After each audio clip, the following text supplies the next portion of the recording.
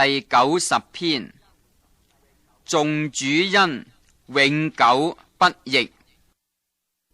主啊，你世世代代作我們的居所，諸山未曾生出，地與世界你未曾造成，從亙古到永遠，你是上帝。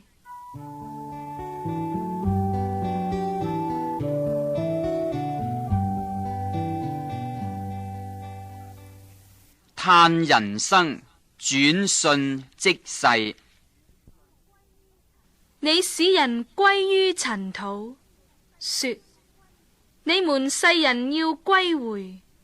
在你看來，千年如已過的昨日，又如夜間的一更。你叫他們如水沖去，他們如睡一覺。早晨，他們如生長的草，早晨發芽生長，晚上割下枯乾。我們因你的怒氣而消滅，因你的憤怒而驚惶。你將我們的罪孽擺在你面前，將我們的隱惡擺在你面光之中。我們經過的日子都在你震怒之下，我們度盡的年歲好像一聲嘆息。我們一生的年日是70歲，若是強壯可到80歲，但其中所經誇的不過是勞苦愁煩，轉眼成空，我們便如飛而去。誰曉得你怒氣的權勢？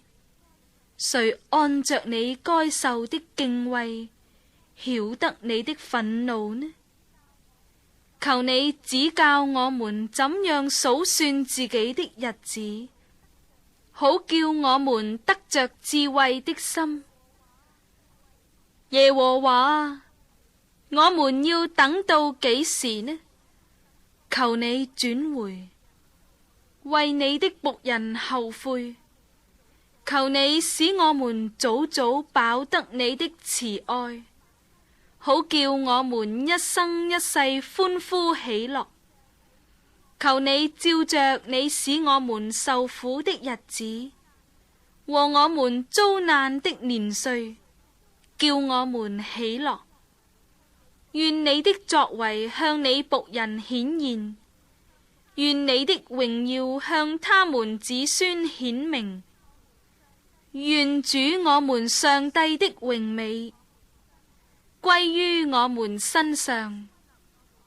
願你堅立我們手所作的工，我們手所作的工，願你堅立。